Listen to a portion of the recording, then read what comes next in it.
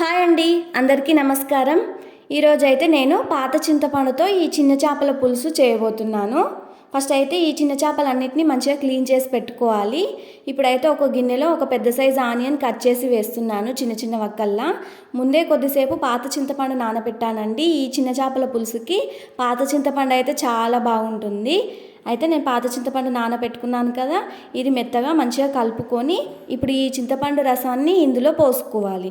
కొన్ని కర్రీస్ పాత చింతపండుతో చేసుకుంటేనే చాలా బాగుంటాయి.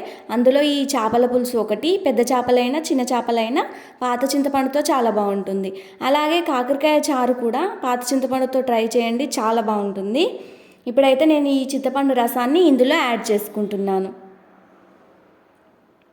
ఇదంతా ఇప్పుడు ఈ ఉల్లిగడ్డలు ఉన్నాయి కదా, ఉల్లిగడ్డ ముక్కలు ఈ చింతపండు రసం కలిసేట్టుగా మంచిగా గట్టిగా పిసుకుతూ కలుపుకోవాలి. ఇప్పుడు మనము ఎంత అయితే పులుసు పెట్టుకుంటామో అంత సరిపోయేట్టుగా కొన్ని నీళ్ళు యాడ్ చేసుకుంటున్నాను. ఇప్పుడు సరిపడా ఉప్పు వేసుకోవాలి. నేనైతే 2 స్పూన్లు వేసుకుంటున్నాను ఉప్పు.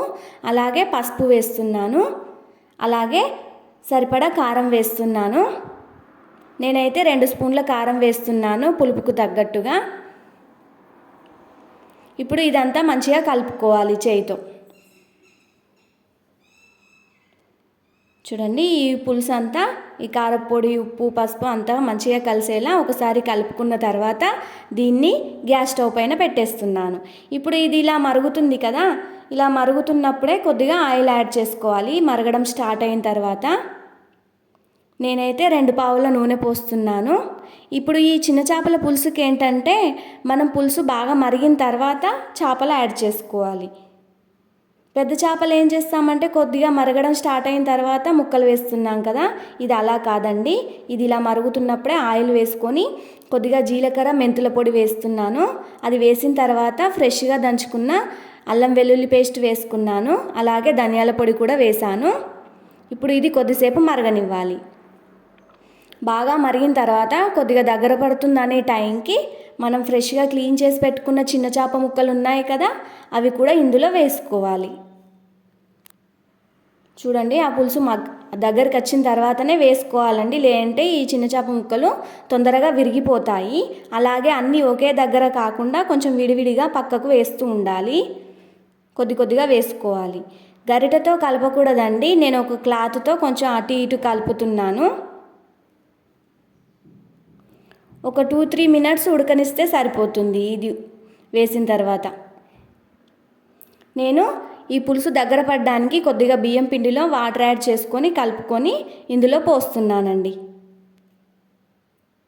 గరిటెతో స్లోగా కలుపుకోవాలి, స్పీడ్గా కలపకూడదు, ఎందుకంటే ముక్కలన్నీ విరిగిపోతాయి. చూడండి, అంతే. ఒక 2 మినిట్స్ మనం అలా ఉడికించేసామనుకోండి, పాత చింతపండుతో చిన్న చేపల పులుసు చాలా బాగుంటుంది. ఒకసారి మీరు కూడా ట్రై చేయండి, అందరికీ నచ్చుతుంది. రైస్లోకైనా చపాతీలోకైనా చాలా బాగుంటుందండి. అలాగే మీకు ఈ వీడియో నచ్చినట్టయితే లైక్, షేర్ అండ్ సబ్స్క్రైబ్ చేసుకోండి.